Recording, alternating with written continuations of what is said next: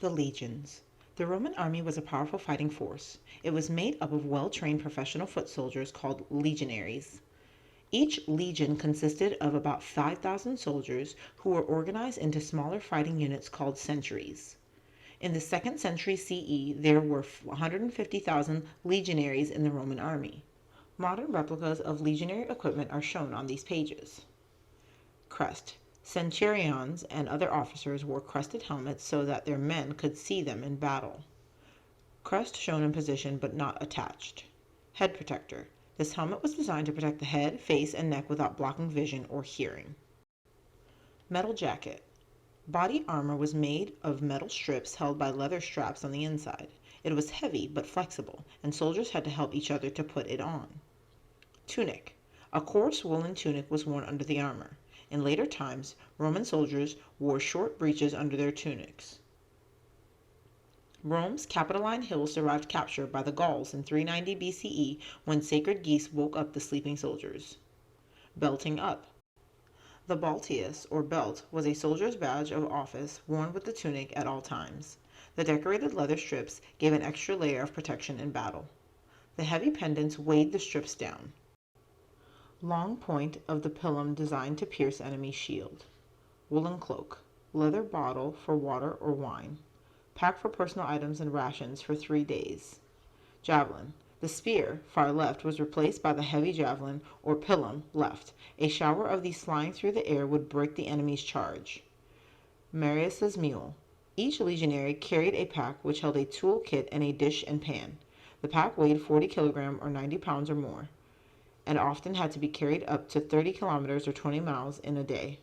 Soldiers were called Marius's mules after the general who introduced the pack. Dagger had a double-edged blade. The sword's grip was made of wood, although bone and ivory were also used. Boots. Military sandals, caligae, were strong and well ventilated with patterns of iron hobnails specially designed to survive miles of marching. Turf cutter for building turf ramparts. Sword and dagger.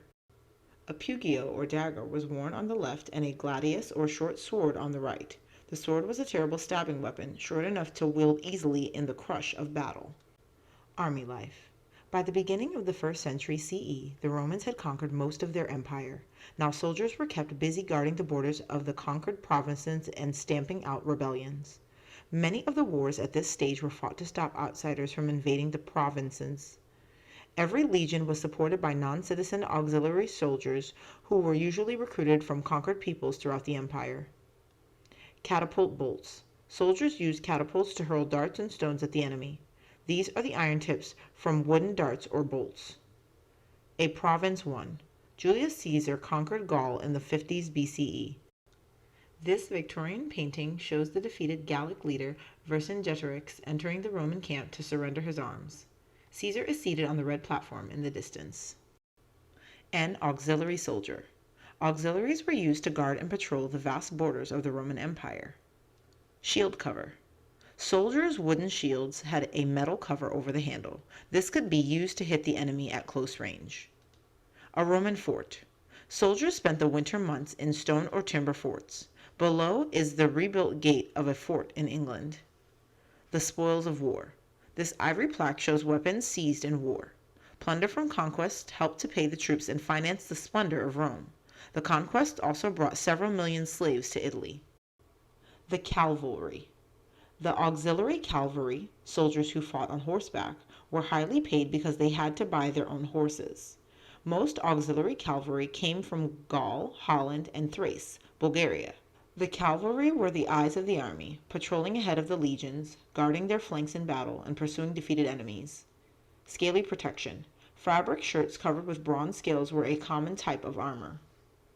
A parade. This carving shows legionaries and galloping cavalrymen. The legionaries sport crests on top of their helmets. Page 10. Harness fitting. This is one of a set of silvered harness fittings from Xanten in Germany. Cavalry spur. Riders used spurs attached to their shoes to urge their horses on. Barbarians. This wild entanglement of limbs, horses, and armor is a relief or carving from a stone coffin. It shows Roman cavalry fighting northern barbarians. The artist gives a fine impression of the chaos of battle. Spearheads. Auxiliary soldiers used light javelins for throwing, page 11, and heavier spears for thrusting at close range. These iron spearheads come from Dorset in England. The wooden shafts rotted long ago. Camping at the bit. Roman horse harnesses were similar to those of today. Leather reins and a bridle were linked to a bit which went in the horse's mouth.